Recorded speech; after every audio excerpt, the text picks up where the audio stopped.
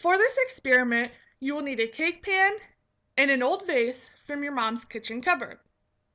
The cake pan is used to catch the awesome mess you are about to make. You will need a tablespoon to use to measure out your baking soda with.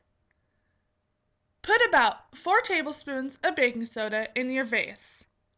There is no real need to measure out exactly 4 tablespoons of baking soda.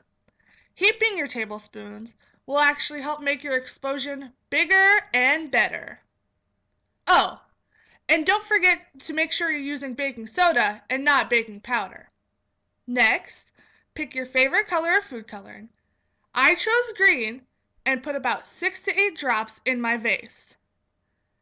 I also used glitter to give my explosion a little sparkle. I chose another one of my favorite colors, pink, and added another heaping tablespoon to my vase. Now, here comes the fun part. Use your white vinegar and 1 measuring cup. Make sure you have your mom and dad help you with this part because it can get pretty messy and pretty stinky. Fill up your measuring cup with your vinegar and pour it in the vase and let the magic begin. This explosion happens because of the chemical reaction. The baking soda is a base while the vinegar is an acid. When mixed together, they become unstable and instantly break apart into carbon dioxide and water. This creates all the fizzing. After your explosion fizzles out, make sure to help your mom and dad clean up your mess.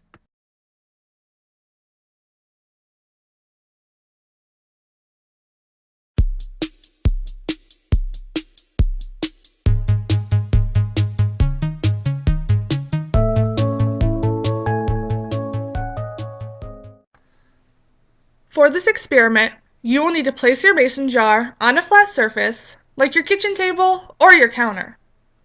Next, take your soda and pour it into your jar, up to about where my finger is at, 3/4 of the way. Then, take your box of raisins, open them, and pour about 6 to 8 into your soda. Now, let me explain how and why the raisins are dancing.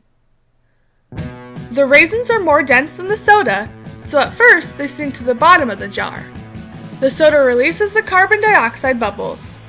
When these bubbles stick to the raisins, they lift because of the increase in buoyancy. When the raisins reach the surface, the bubbles pop and the carbon dioxide escapes into the air. This causes the raisins to lose buoyancy and sink. The rising and sinking continues until the soda loses carbon dioxide and goes flat. Now, we'll do the same experiment that we just did, but this time we'll just use plain tap water. Fill your jar up about 3/4 of the way with your tap water, just like you did with your soda. Next, take your raisins and pour about 6 to 8 in the water and watch. The raisins do not dance because the water does not contain carbon dioxide like the soda did.